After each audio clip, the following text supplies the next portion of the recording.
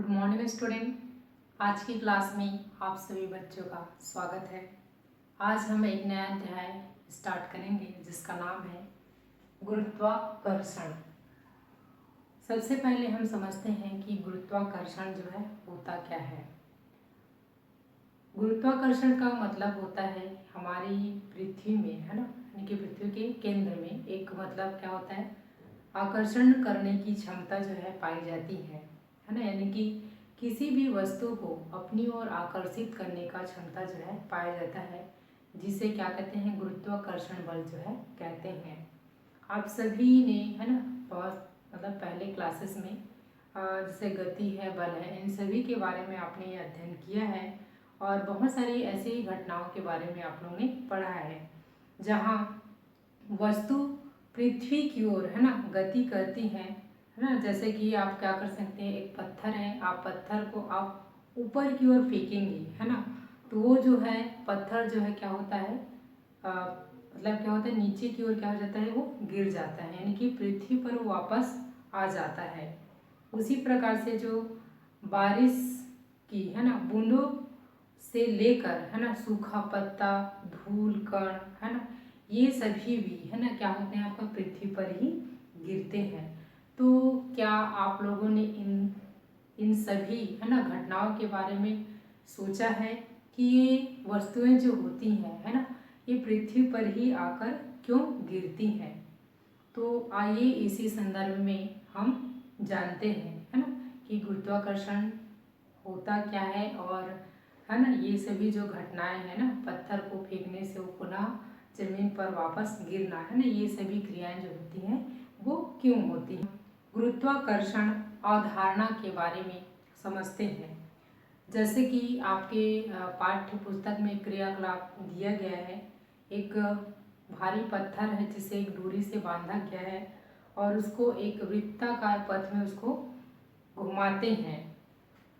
अगर मान ली जाए, है ना, घुमाते वक्त, है ना, धागा जो है टूट जाता है तो वह पत्थर जो है ना, किस दिशा में गिरता है ना, और किस प्रकार से गति करता है ना, इसके बारे में आप इसका अवलोकन जो है ध्यानपूर्वक करेंगे।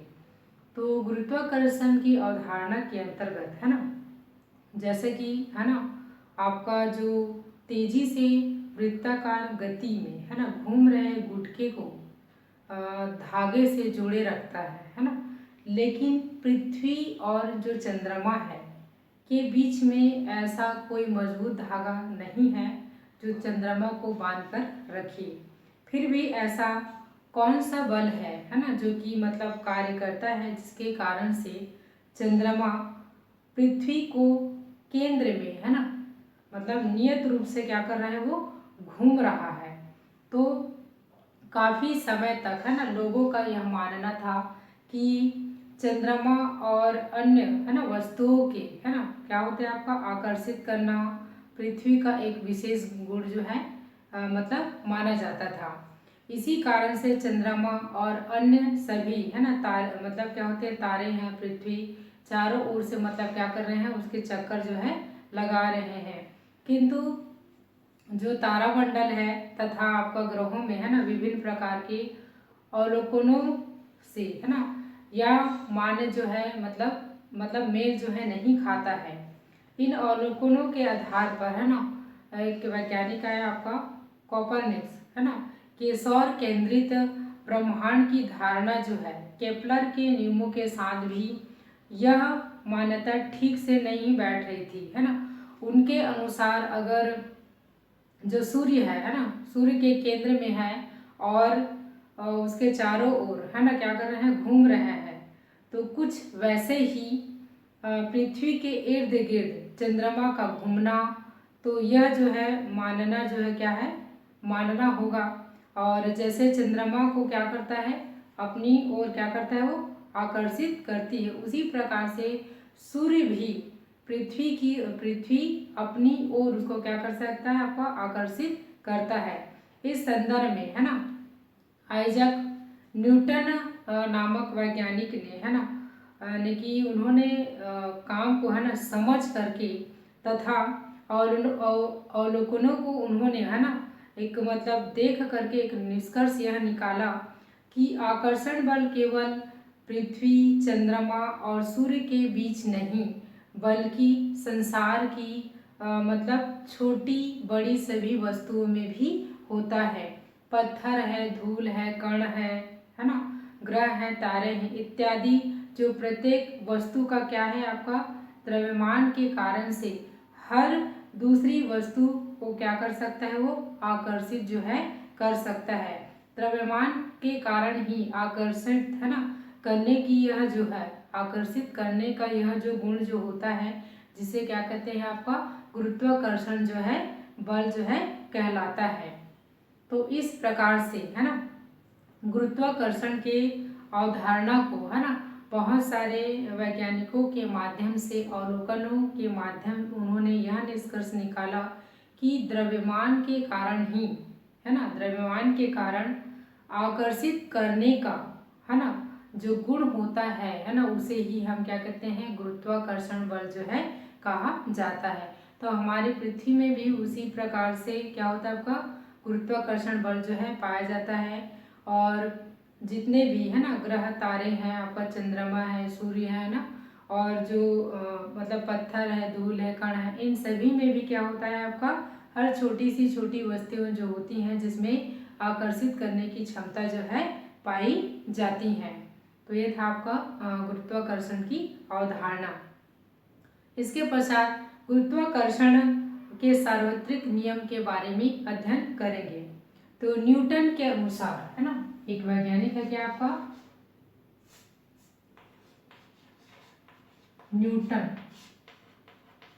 न्यूटन के अनुसार है ना गुरुत्वाकर्षण का जो सार्वत्रिक नियम है ना जिसके अनुसार क्या होता है किन्हीं दो वस्तुओं के बीच लगने वाला आकर्षण बल दोनों वस्तुओं के द्रव्यमान एवं उसके बीच की दूरी पर क्या करता है निर्भर कर सकता है। तो इसे हम समझते हैं, जैसे ये कोई दो पिंड है ए और ये दूसरा बी, ठीक है, ये दो क्या है आपका पिंड होते हैं। तो इसमें मतलब न्यूटन के अनुसार मतलब माना गया है कि ब्रह्मांड की किन्हीं दो वस्तुओं के बीच लगने वाला जो आकर्षण बल है दोनों वस्तुओं के है ना द्रव्यमान और उसके बीच की है ना दूरी पर क्या करता है निर्भर करता है। तो यहाँ पर देखेंगे इस पर जो लगने वाला बल है ना उसको हम क्या कर सकते हैं आप F से दर्शाते हैं है ना। तो ये जो है ना ये कोई क्या है आपका पिंड है या फिर वस्तु है। तो इसका जो द्रव्यमान है उसको हम किससे दर्शाते हैं, ए को m1 से, उसी प्रकार से जो b है उसका द्रव्यमान को हम दर्शाते हैं m2 से।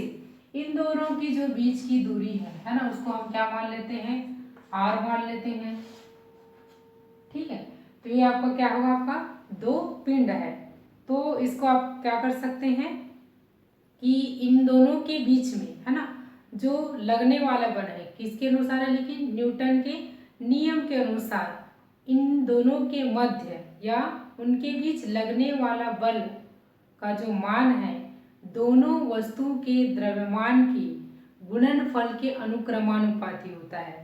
ध्यान से सुनेगा आप लोग, न्यूटन के नियम के अनुसार क्या हो रहे हैं, ये दोनों पिंड है या दो वस्तुएं हैं तो इनके बीच लगने वाला जो बल होता है तो बल को हम किससे दर्शाते हैं, आप F से दर्शाते हैं।